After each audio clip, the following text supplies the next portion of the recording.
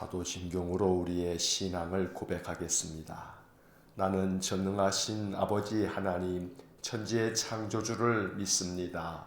나는 그의 유일하신 아들 우리 주 예수 그리스도를 믿습니다.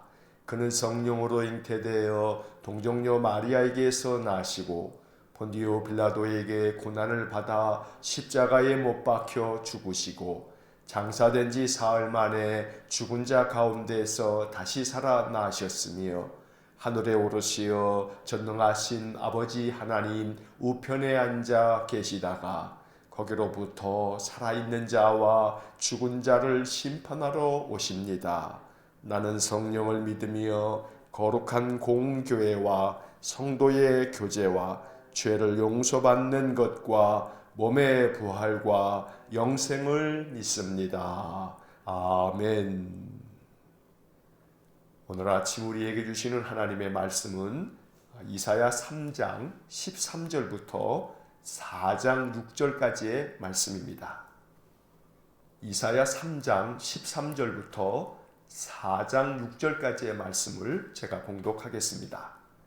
여호와께서 변론하러 일어나시며 백성들을 심판하려고 서시도다. 여호와께서 자기 백성의 장로들과 고관들을 신문하러 오시리니 포도원을 삼킨 자는 너희이며 가난한 자에게서 탈취한 물건이 너희의 집에 있도다. 어찌하여 너희가 내 백성을 짓밟으며 가난한 자의 얼굴에 맷돌질하느냐. 주 만군의 여호와 내가 말하였느니라 하시도다. 여호와께서 또 말씀하시되 시온의 딸들이 교만하여 느린 목 정을 통하는 눈으로 다니며 아기작거려 걸으며 발로는 쟁쟁한 소리를 낸다 하시도다. 그러므로 주께서 시온의 딸들의 정수리에 딱지가 생기게 하시며 여호와께서 그들의 하체가 드러나게 하시리라. 주께서 그날에 그들이 장식한 발목고리와 머리의 망사와 반달 장식과 귀고리와 팔목고리와 얼굴 가리개와 화관과 발목 사슬과 띠와 향합과 호신부와 반지와 코고리와 예복과 겉옷과 목도리와 손주머니와 손거울과 세마포 옷과 머리 수건과 너울을 제하시리니 그때의 썩은 냄새가 향기를 대신하고 노끈이 띠를 대신하고 대머리가 숱한 머리털을 대신하고 굵은 베옷이 화려한 옷을 대신하고 수치스러운 흔적이 아름다움을 대신할 것이며 너희의 장정은 칼에 너희의 용사는 전란에 망할 것이며 그 성문은 슬퍼하며 곡할 것이요 시온은 황폐하여 땅에 앉으리라. 그날에 7 여자가 한 남자를 붙잡고 말하기를 우리가 우리 떡을 먹으며 우리 옷을 입으리니 다만 당신의 이름으로 우리를 부르게 하여 우리가 수치를 면하게 하라 하리라. 그날에 여호와의 싹이 아름답고 영화로울 것이요 그 땅의 소사는 이스라엘의 피난한 자를 위하여 영화롭고 아름다울 것이며 시온에 남아있는 자, 예루살렘에 머물러 있는 자, 곧 예루살렘 안에 생존한 자 중 기록된 모든 사람은 거룩하다 칭함을 얻으리니 이는 주께서 심판하는 영과 소멸하는 영으로 시온의 딸들의 더러움을 씻기시며 예루살렘의 피를 그 중에서 청결하게 하실 때가 됨이라. 여호와께서 거하시는 온 시온산과 모든 지폐 위에 낮이면 구름과 연기, 밤이면 화염의 빛을 만드시고 그 모든 영광 위에 덮개를 두시며 또 초막이 있어서 낮에는 더위를 피하는 그늘을 지으며 또 풍우를 피하여 숨는 곳이 되리라. 아멘. 오늘 본문의 말씀을 좀 길게 읽었습니다. 이 본문의 말씀을 통해서 하나님께서는 남유다 백성들이 하나님 앞에서 악을 행함으로 인해서 하나님께서 이 모든 악을 제하시고 멸하셔서 그들을 심판하실 것이다. 하지만 그 심판 이후에는 하나님께서 새로운 싹을 틔워서 그 새 싹을 통해서 새로운 생명들이 솟아나게 될 것이다. 그리고 하나님의 거룩한 백성들을 남겨두시겠다 하는 회복의 말씀이 이 속에 담겨져 있습니다. 항상 구약의 선지자들의 말씀은 심판과 회복 이 두 가지를 커다란 주제로 삼고 있습니다. 그래서 모든 선지서들은 심판의 말씀이 아주 잔혹하게 담겨져 있지만 동시에 반드시 하나님은 그 가운데서도 신실한 믿음의 사람들, 심판을 두려워하면서 다시금 그 모든 죄와 악을 끊고 하나님 백성으로 돌아서는 사람들을 구원하셔서 그들을 아름답게 회복시키시겠다는 약속의 말씀을 들려주고 계시는 겁니다. 오늘 본문의 말씀을 이제 살펴봅니다. 13절 말씀을 보시면 여호와께서 변론하러 일어나시며 백성들을 심판하려고 서시도다. 14절 여호와께서 자기 백성들의 장로들과 고관들을 심문하러 오시리니. 자, 이 14절 상반절까지 나오는 이 말씀에서 하나님께서 백성들을 심판하시겠다는 겁니다. 그런데 14절 이 상반절까지를 보면 그 백성들은 누구냐 하면 백성의 장로들과 고관들을 심문하겠다. 이 말씀은 백성들의 지도자들을 심판하시겠다 하는 말씀입니다. 그저 뭇 백성들, 힘이 없고 연약한 그러한 이 서민들, 아무것도 가진 것이 없는 가난한 자들, 이러한 사람들을 심판하시겠다는 것이 아니고 하나님께서 백성의 장로들 또 고관들을 심판하겠다는 것은 영적 지도자들 또 모든 백성들의 지도자들을 하나님께서 엄중하게 심문하여서 그들을 심판하시겠다 하고 말씀하십니다. 14절 이제 그 이후의 하반절을 보면 포도원을 삼킨 자는 너희이며 가난한 자에게서 탈취한 물건이 너희의 집에 있도다. 힘 있는 자들이, 더 많이 가진 자들이, 특별히 지도자들이 가난한 자들에게서 물건을 탈취해서 자기들 집에 가득 채워두고 있다. 이 말은 쉽게 얘기하면 더 많은 힘과 권력을 가진 자들이 또 많은 지도자들이 자기들의 욕망에 눈이 멀어서 그저 자기들 것만 더 채우기 위해서 자기들의 욕심껏 모든 재물들을 어떠한 수단 방법을 가리지 아니하고 쌓아가는 그런 모습을 하나님께서 책망하고 계시는 겁니다. 이러한 말씀을 보면 요즘 뉴스를 통해서 듣는 우리나라의 어이없는 모습들을 우리가 떠올리게 됩니다. 나라에서 대통령이 부동산 정책을 반드시 잡겠다고 단호하게 이야기를 합니다. 그런데 문제는 대통령을 보좌하고 있는 비서실장부터가 청와대에 있는 비서관들에게 모든 비서관들은 집 한 채만 남겨두고 다 팔아라. 거기까지는 참 좋았는데 자기도 집이 두 채인 까닭에 저 시골집은 팔고 강남에 있는 집은 그대로 놔뒀다가 아주 망신 아닌 망신을 당하지 않았습니까? 그러면서 또 한편 뉴스에서 나오는 것들을 보면 그저 장관들 그리고 국회의원들 죄다 할 것 없이 집이 한 채만이 아니고 여러 채들을 가지고 있다는 거 아닙니까? 뭐 한두 채가 아니라 수십 채가 넘는 그러한 사람들도 있습니다. 재산이 많다라고 하는 것이 결코 물론 부끄러운 일도 아니고 잘못된 일도 아닙니다. 그러나 문제는 부동산에다가 투자를 하면 그러면 여기서 돈이 많이 오르는구나 하면서 자기 가지고 있는 재산을 부동산에다 쏟아붓는 그러한 부유한 자들이 결국은 이 부동산 값을 혼란스럽게 만들어서 살 수 있는 사람들이 살아야 되는데 그렇지 못하는 형편을 만들어 버렸으니 대통령이 정책적으로라도 이 문제를 해결하겠다고 하지만 가까이에 있는 자기 비서들서부터 자기가 세운 이 땅의 지도자들 장관들서부터 그 모양이니 이게 될 일이 없는 것입니다. 그래서 오늘 본문의 말씀 15절에 이어지는 말씀을 보면 어찌하여 너희가 내 백성을 짓밟으며 가난한 자의 얼굴에 맷돌질하느냐. 힘없고 가난한 자들은 평생을 모아도 지금 이 부동산 시세로는 내 집 한 채 살 수가 없는 그런 구조를 만들었으니 어째서 너희 고관들이 너희 그 지도자들이 연약한 내 백성들의 그 마음을 짓밟고 있느냐. 맷돌질한다 하는 표현이 참 기가 막힌 표현입니다. 여러분 요즘이야 맷돌질하는 모습을 집에서도 보기 어렵습니다만 그러나 그 맷돌질하는 거 집어넣어서 그냥 맷돌을 돌려버리면 얼마나 그냥 갈갈이 다 부서져 나옵니까? 그런 것처럼 가난한 자들의 얼굴을 너희들이 맷돌질한다 하는 이 이야기는 참으로 비유적인 표현으로 표현되어져 있습니다만 얼마나 가슴 아픈 표현인지 모릅니다. 이어지는 16절 이하의 말씀을 보면 여호와께서 또 말씀하시되 시온의 딸들이 교만하여 느린 목 정을 통하는 눈으로 다니며 아기작거려 걸으며 발로는 쟁쟁한 소리를 낸다 하시도다. 여기서 시온의 딸들은 다름 아닌 앞서 이야기했던 14절의 백성의 장로들과 고관들의 부인들 그리고 그들의 딸들을 말하는 겁니다.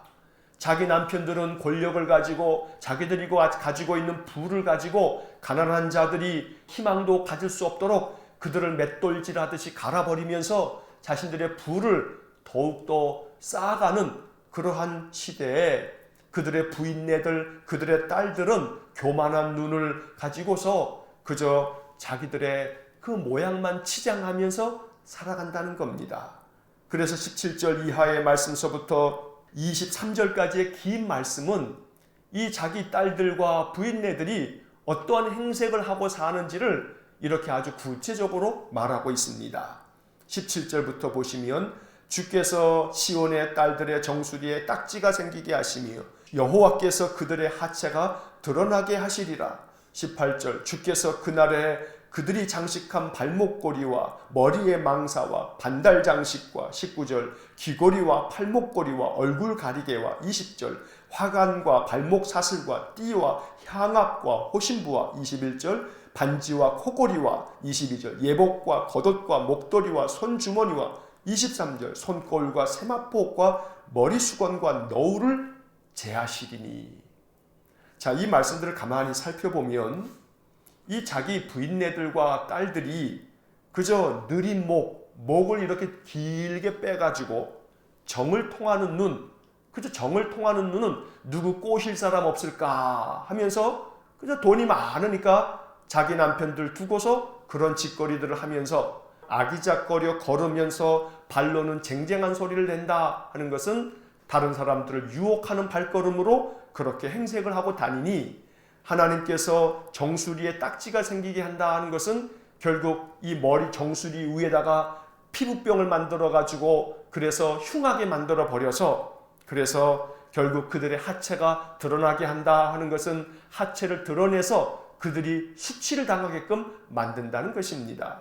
이어지는 18절 이하의 말씀에 보면 이 권세자들, 권력자들, 더 많은 부를 가지고 떵떵거리면서 악을 행하는 자들의 부녀자들이 발목고리, 그 다음에 머리에 망사, 머리에다가 온갖 것들을 꾸며대고 반달 장식은 달로 장식한 액세서리를 갖다가 하고 다니면서 귀고리도 하고 또 발목고리도 하고 발목고리라고 하는 것은 요즘 말로 하면 발찌가 되겠죠. 그리고 얼굴 가리개, 얼굴에다가 이렇게 온갖 치장들을 해대고 그리고 화가는 머리에다가 온갖 이렇게 띠도 만들어 놓고 발목 사슬과 또 이 허리띠와 그리고 향합이라고 하는 것은 이것은 향수를 말하는 겁니다.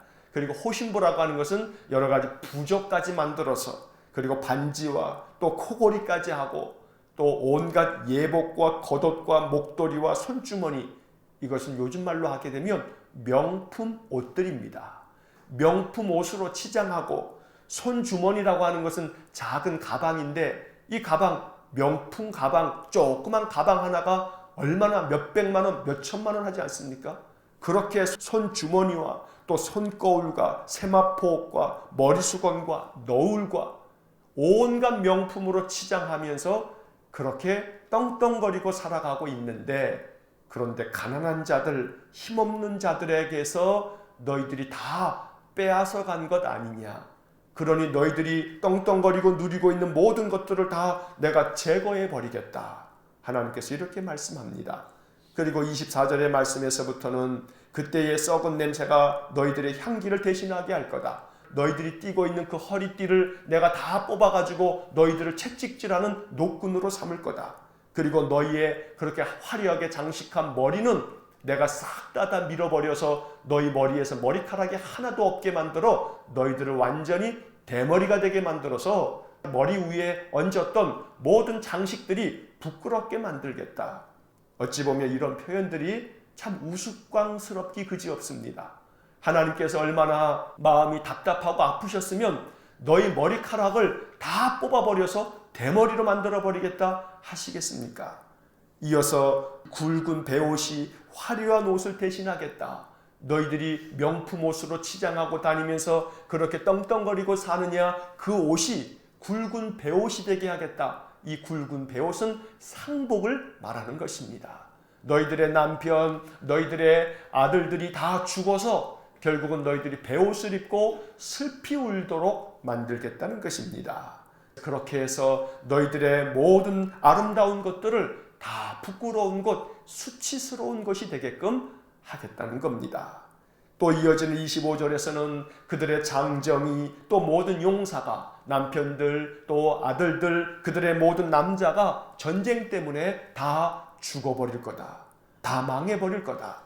그래서 너희들은 결국은 26절에 성문 앞에 앉아서 슬프게 너희들이 통곡하게 될 거다. 그리고 너희 땅은 전쟁 때문에 황폐해질 것이고 너희들은 땅에 주저앉게 될 것이다. 그리고 이제 4장으로 넘어가서 4장 1절에 보면 그날에 7 여자가 한 남자를 붙잡고 말하기를 우리가 우리 떡을 먹으며 우리 옷을 입으리니 다만 당신의 이름으로 우리를 부르게 하여 우리가 수치를 면하게 하라 하리라. 이 4장 1절의 말씀은 7 여자가 한 남자 붙잡고 나와 결혼해 주세요. 다른 거 다 필요 없으니까. 우리가 열심히 일해서 우리 먹을 거는 우리가 살필 거고 우리 옷도 우리가 알아서 입을 테니까 당신이 그저 우리의 남편만 되어주세요. 이렇게 7 여자가 한 남자를 붙잡고 그렇게 하겠다. 이 말은 그 앞에 나왔던 말씀처럼 전쟁 때문에 모든 남자들이 다 죽어버리니까 이제 남은 여자들이 남자 하나 얻기 위해서 그렇게 세상이 되어질 거다 하고 말씀하는 것입니다. 이렇게 하나님이 심판하시겠다는 겁니다. 모든 권세자들이, 권력자들이, 더 많은 것들을 가지고 있는 자들이 가난한 백성들, 힘없는 백성들을 압제하면서 요즘 말로 하면 갑질하는 그러한 자들에게 대해서 하나님께서 심판하시겠다. 그러면서 하나님은 심판만 말씀하시는 것이 아니라 이제 4장 2절 이하의 말씀에서는 회복의 말씀을 이어서 들려주십니다.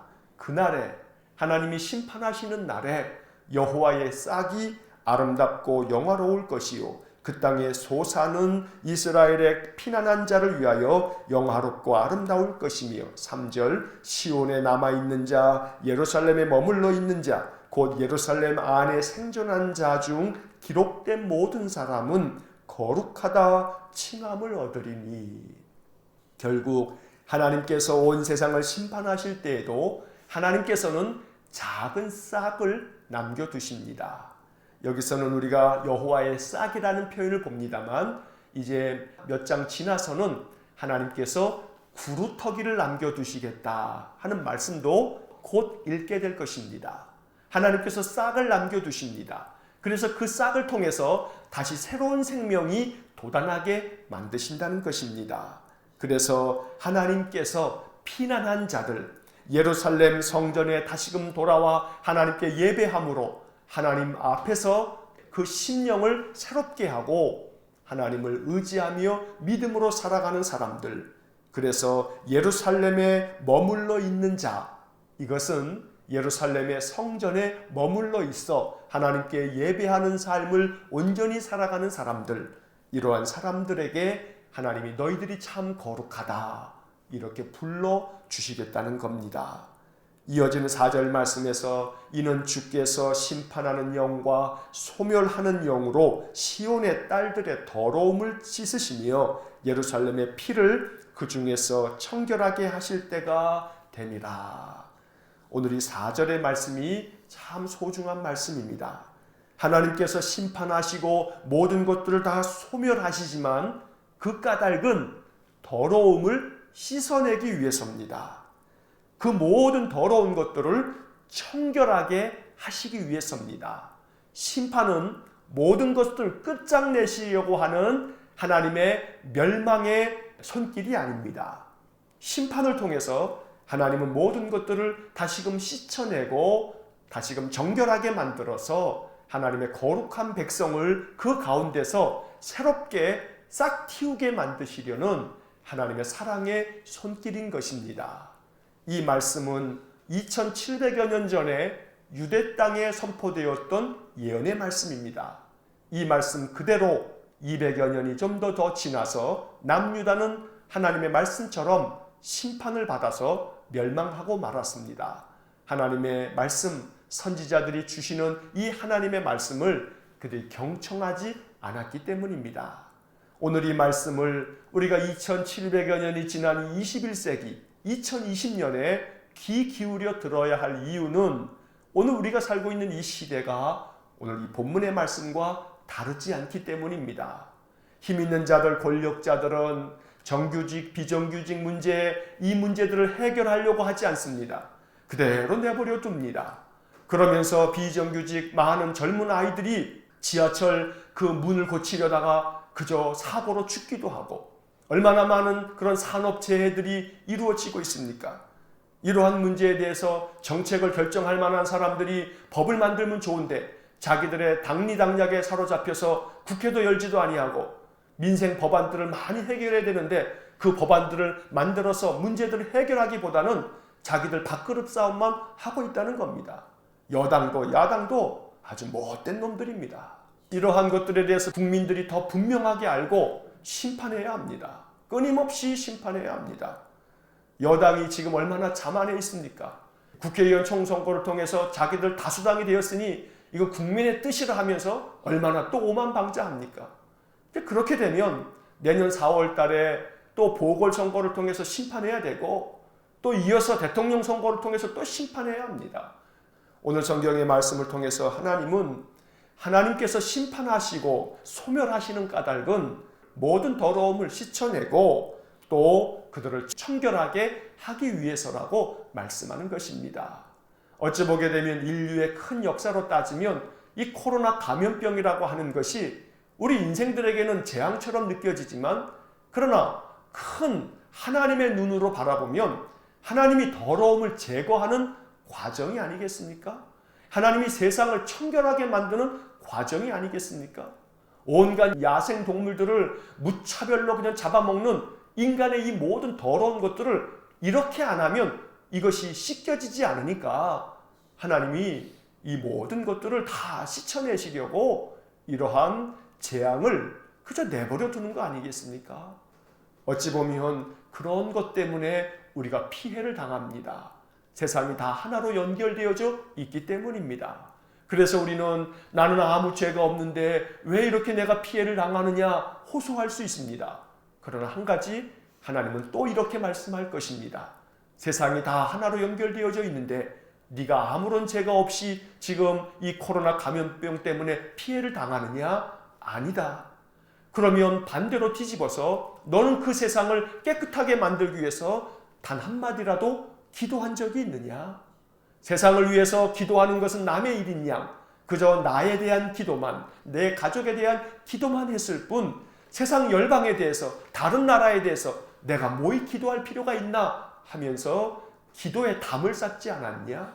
그러나 그 기도의 담을 허물지 않으면 세상이 고쳐지지 않는 법, 결국 우리하고는 아무 상관없는 나라에서 발생된 이 재난이 우리에게 얼마나 큰 피해를 안겨주는가 생각한다면 온 세상이 하나로 연결되어져 있기 때문에 우리는 우리의 기도가 우리 자신과 가정과 우리 교회 안에만 머물 것이 아니라 온 세상을 향한 기도가 되지 않으면 안 된다는 것을 하나님은 가르쳐주고 계시는 것입니다. 그래서 마지막 5절과 6절의 말씀에서 하나님이 이렇게 모든 더러운 것들을 씻어내시고 정결하게 하시는, 청결하게 하시는 그 심판을 통해서 이제 하나님은 하나님의 거룩한 백성들이 안전하게 거할 수 있도록 낮이면 구름과 연기로, 밤이면 화염의 빛으로, 또 초막을 만들어서 낮에는 더위를 피할 수 있도록 그늘을 제공하시고 또 비바람이 불 때에는 그 비바람에서 숨을 수 있도록 숨을 곳을 만들어 주시겠다 하고 말씀합니다. 여호와 하나님께서 우리가 안전하게 숨을 수 있는 숨는 곳이 될 것입니다. 하나님만이 우리의 피난처가 되십니다. 하나님의 말씀대로 준행하며 살아가는 것만이 우리에게 참된 생명이 되는 것입니다. 오늘 이 본문의 말씀들, 선지자가 유다 백성들에게 선포해 주신 심판의 메시지이지만 이 말씀들은 오늘 우리들에게도 매우 깊은 교훈이 되는 생명의 말씀이고 또 소망의 말씀입니다. 여호와의 싹을 피우셔서 우리로 하여금 다시금 소망이 솟아나고 다시금 생명의 기운이 솟아나는 귀한 은혜가 있기를 간절히 소원합니다. 오늘 4장 2절의 말씀처럼 여호와의 싹이 아름답고 영화로울 것이요. 오늘 이 말씀처럼 하나님께서 우리의 인생의 삶 속에 더 큰 은혜의 싹을 피워주셔서 우리에게 다시금 새로운 생명이 더욱더 충만해지는 귀한 삶이 되시기를 주의 이름으로 간절히 축원합니다. 기도하겠습니다. 사랑이 많으신 하나님, 2700여 년도 훨씬 전인 남유다 백성들을 향해서 선포된 이 선지자의 말씀이 21세기를 사는 오늘 우리의 시대에도 이 말씀이 얼마나 소중한 하나님의 경고의 말씀인지 모릅니다. 이 말씀을 우리 마음 깊이 받아들여서 이 하나님의 음성을 통해서 교훈을 얻을 수 있도록 은혜를 내려 주옵소서. 간절히 원합니다.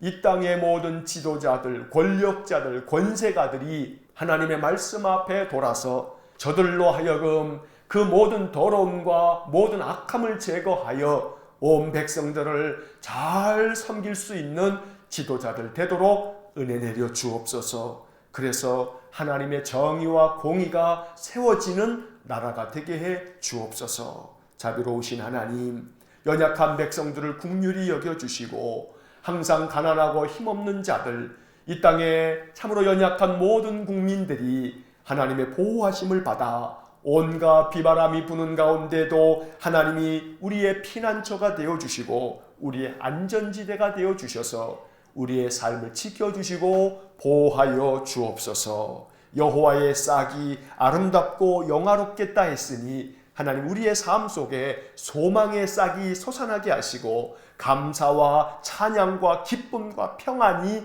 싹트게 하시고 우리의 믿음과 사랑과 소망이 더욱 충만해지는 은혜를 내려 주옵소서. 한날의 삶을 주님께 의지하오니 오늘도 어려운 성도들의 심령을 굳건하게 지켜주시기를 원하며 예수님 이름으로 기도하옵나이다. 아멘. 우리 구주 예수 그리스도의 은혜와 하나님 아버지의 극진하신 사랑과 성령의 교통하심이 늘 여호와의 말씀을 준행하고 하나님께서 주신 소망의 말씀을 붙잡아 우리의 믿음을 굳건하게 하여 인생의 모든 삶을 믿음으로 승리하기를 소원하는 머리 숙인 귀한 믿음의 사람들 위해와 몸된 교회와 성도들 위해 영원토록 함께 하시길 축원하옵나이다. 아멘.